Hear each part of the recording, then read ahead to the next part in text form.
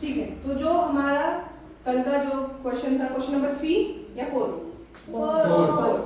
ठीक है, so question number 4 और 5 ये दो क्वेश्चन रह गए थे। उसमें से एक क्वेश्चन जो था वो क्या था आपका कि 625 माइनस 625 अपॉन 14641 ऐसा कुछ नंबर था। डिविजिबिलिटी रूल अगर पता होगा तो उस बेसिस पे आपको ज्यादा कुछ प्रॉब्लम नहीं होने वाली है, ठीक है। बट डिविजिबिलिटी रूल के अलावा इतना बहुत सिंपल है इस नंबर को देखने के बाद। देखो, कुछ स्क्वायर्स आपको याद करने पड़ते हैं, कुछ स्क्वायर रूट्स आपको याद करने पड़ते हैं, वो एग्जाम की डिमांड है, ठीक है। अब यहाँ पर जो ये 625 है, हर कोई जानता है कि ये किसका स्क्वायर है? 25। ये तो 25 का स्क्वायर है। अब इसको ढूंढने में दिक्कत है, ठीक है। कभी भी किसी भी नंबर का अगर जानना है कि ये नंबर किसका स्क्वायर हो सकता है, कई चीज देखो जरा, ये वाला नंबर और ये वाला नंबर, ऐसा कब तक होता है? 11 का स्क्वायर 121, यही है। और अगर इसमें और एक बार और अगर मैंने ऐसे कर दिया तो क्या हो जाएगा? वो क्यूब क्या बनेगा? 14641 नहीं, 121 into 1331 121 into 11 की बात कर रही हूँ मैं बेटा। 1331 वही वाली थी। तो यहाँ पे क्या आ जाएगा? 1331। तो ऐसा कब का हो रहा है? यानी कि 11 के ही ये मल्टीपल्स में कहीं पे होगा। 1331 तक तो हमने कर लिया, यहाँ तो वो था नहीं। इसका मतलब क्या है कि ये 4 टाइम्स में 11 है, यानी कि 1 2 1 का ये क्यूब स्क्वायर। अब इसको और सिंपलीफाई करोगे, क्या करोगे? 5 की पावर 4।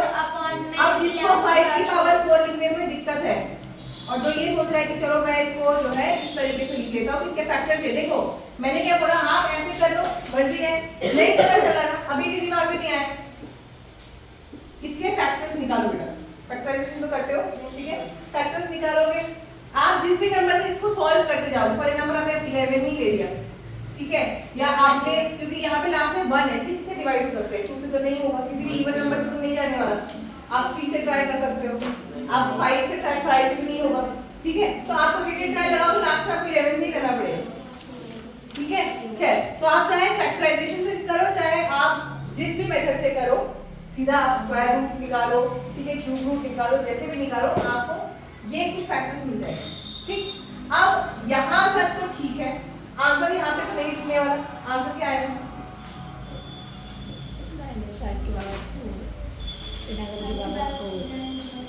ये दोनों 4 4 है, क्या आइडेंटिटी लगेगी? चलो चौधरी बताएगा, बताओ काट। क्या आइडेंटिटी यूज होगी उसमें? क्या करना पड़ेगा? नहीं, जो 4 4 है उसको काट देंगे। दोनों काट देंगे। हाँ, फिर क्या बचेगा लास्ट में? बताओ लास्ट में इसमें आंसर क्या बचेगा? 5/11 5 माइनस माइनस कार्तिक शर्मा बताएगा, बताओ कार्तिक। यहाँ पे ये जो आंसर है, आप यहाँ पे ये जो आंसर है, ये फाइनल आंसर है या उसने जो बोला, उसने बोला -5/11 ये होगा, क्या होगा? या कौन सी आइडेंटिटी लगेगी? मैं किसे वही कोई आइडेंटिटी लगेगी? लॉज ऑफ एक्सपोनेंट पढ़े थे कार्तिक? लॉज ऑफ एक्सपोनेंट पढ़े थे, हाँ है ना? कल पढ़ाया पढ़ाया ना? क्या होना चाहिए? रुक जाओ, हाथ में खड़े करो।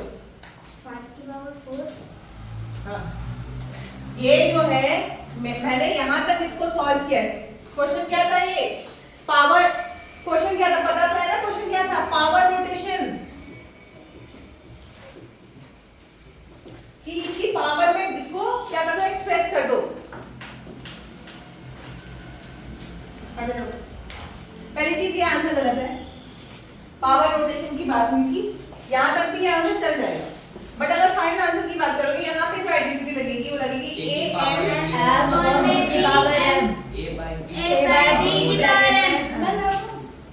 वो क्या? तो यहाँ पे है फाइनल आंसर। अब आप लिखोगे, अगर आपको और सिंपलीफाई करके लिखना है तो ये हो जाएगा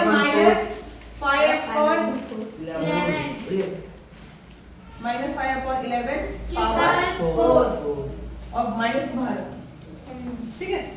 चलो, अब जब तक आप नेक्स्ट क्वेश्चन का आंसर नहीं बताओगे आप बैठ नहीं पाओगे, ठीक है। चलो नेक्स्ट क्वेश्चन क्या है, ठीक है।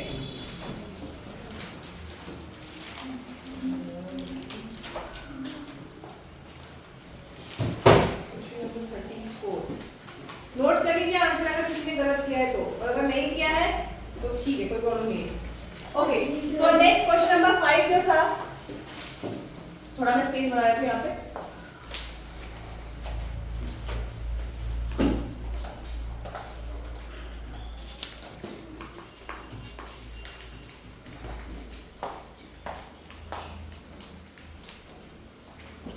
ठीक, क्वेश्चन नंबर 5 जो है 6 की पावर -1, ये आगे बताइए। प्लस 3/2 की पावर -1 की पावर -1 पूरे की पावर अब ब्रैकेट पावर -1 ऐसे ही है, यस मैम। ठीक है फाइन। सबसे पहले कार्तिक शर्मा बताइए कि यहाँ पे कौन सी आइडेंटिटी यूज होगी, कौन सा लॉ ऑफ एक्सपोनेंट यूज होगा यहाँ पे, आपने मुझे देखे बताना है, ठीक है। बताइए कौन सा लॉ ऑफ एक्सपोनेंट यहाँ पे यूज होगा, जल्दी बताइए।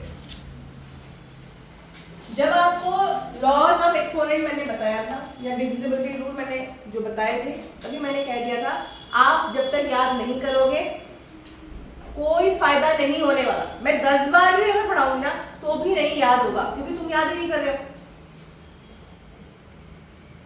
अगर आप किसी फॉर्मूला को लर्न नहीं करोगे तो मैं उसको पूरे साल भी बिठा के पढ़ाती हूँ तो भी कोई उसका फायदा नहीं होगा, और सम्स भी नहीं सॉल्व होने वाले। अब मुझे सॉल्व करके बताओ जरा कैसे होगा, यही वही से बताओ। पहला स्टेप क्या है, जिसने हाथ नीचे करते, पहला स्टेप क्या होगा इसमें जल्दी बताइए। क्वेश्चन आप लोगों को मैंने करने के लिए दिया था और मुझे उम्मीद है कि आप लोगों ने कर लिया था, जैसा आप लोगों ने मुझे रिस्पॉन्स दिया था उस समय। अगर क्वेश्चन का आंसर कर लिया था तो फिर आंसर आना चाहिए। विनायक खड़े हो जाओ, बोलो पहला स्टेप क्या होगा इसमें, बैठ जाओ बैठे। पहला स्टेप बताइए, बोलिए।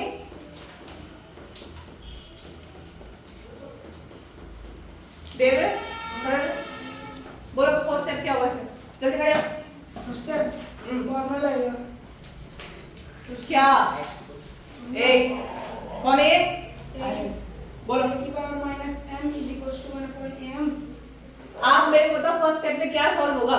फर्स्ट स्टेप में हाँ, मैंने अभी नहीं पूछा कि कौन सा लॉ लग गया, मुझे ये बताओ कि फर्स्ट स्टेप में क्या होगा। ब्रैकेट क्या, ब्रैकेट के अंदर का सॉल्व होगा, ब्रैकेट के अंदर का सॉल्व होगा, क्या क्या सॉल्व होगा बताओ।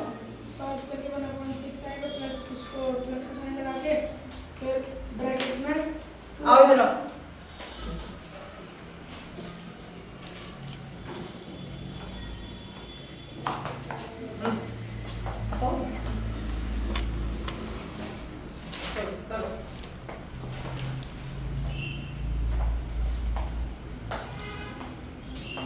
बचपन से पढ़ते आ रहे हो, जो ये 6th क्लास के बच्चे सैनिक आरएमएस वाले, इनके में भी टॉपिक है,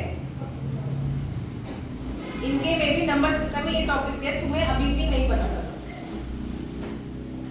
अब क्या किया जाए,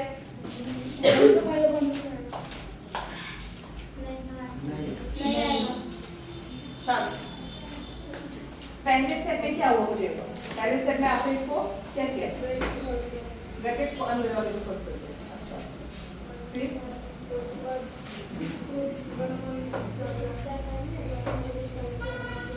अच्छा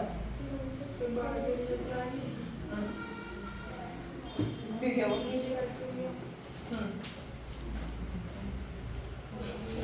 कुछ गलत है, कुछ गलत हुआ है। विनायक बताओ इसमें कुछ गलत कर दिया क्या, आप जाओ बोलो। कुछ मिस्टेक्स है यहाँ पे, चलो लक्ष्य आप बताओ जो आंसर यहाँ पे है वो सही है या नहीं, मुझे बताओ। नहीं है, ठीक है, मैंने आंसर रब कर दिया। जो इसके स्टेप्स किए वो सही है कि नहीं, सही है, सही है। तो आंसर क्या आना चाहिए, क्या गलत हुआ इसमें, आगे और चलेगा अभी, क्या आगे और चलेगा? बढ़ेगा आंसर। हाँ कैसे, इधर आके सॉल्व करो, मैथ का ऐसे बोल के सॉल्व नहीं हो पाएगी। अब इसका आंसर है बैठो विनायक।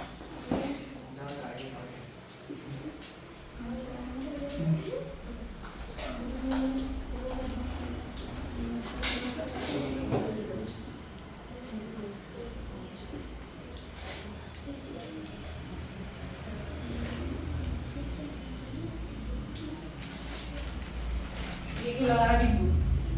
हाँ पे किसका आंसर है 6/5? आप लोग बताइए, सही है नहीं है? सही है। सही है, चलो बैठो। पहली चीज बेटा देखो, जो तुम लोग करते हो ना सॉल्व, तो थोड़ा सा क्लैरिटी रखो, स्पेशली जो आरएमसी वाले हैं। आपको आंसर लिखना है, आपको ऑब्जेक्टिव सैनिक या आरएमएस की तरह आपको केवल शॉर्ट में आंसर नहीं निकालना है। तो पहले उतना ध्यान रखो, जो तुम ये कर रहे हो, अगर जो एग्जामिनर है उसको ही नहीं समझ में आएगा तो तुम्हारा लिखने का क्या फायदा। दूसरी बात, देवव्रत थोड़ा ध्यान देना, आपने स्टेप सारे सही किए थे, लेकिन आपने केवल और केवल आंसर में गलती की। देखिए सबसे पहले इंटीरियर ब्रैकेट सॉल्व किया, उसने ठीक किया, इसको -1 की पावर है यहाँ पे, यानी कि ये कुछ ऐसा है। तो पहले आइडेंटिटी क्या लगेगी फर्स्ट स्टेप में, ये, ठीक है, यानी कि ये हो जाएगा 2/3। पावर वर्ड में इसको लिखने की जरूरत ही नहीं। यहाँ पर एग्जैक्टली सेम आइडेंटिटी लगेगी, ये वाली, ठीक है, तो ये हो जाएगा 1/6 और आपका ये कर्ली ब्रैकेट यहीं पे है, इसमें -1 का साइन है बस। उसने सॉल्व किया, बिल्कुल सही सॉल्व किया, एलसीएम लिया, एलसीएम 6 आया था। यहाँ पर इसकी वैल्यू कितनी हो जाएगी, 1 ही रहेगी, और यहाँ पर कितनी हो जाएगी, 4 हो जाएगी। लेकिन एक चीज है, ये लोग मिस कर गए सॉल्व करते करते, कर्ली ब्रैकेट में जो पावर -1, ठीक है देवव्रत। नाउ ये यहाँ पर क्या है, 5/6 की पावर -1। तो अगेन सेम इस प्रॉपर्टी को यूज करोगे और ये हो जाएगा 6/5, ठीक है। ऐसे क्यों? बस बात।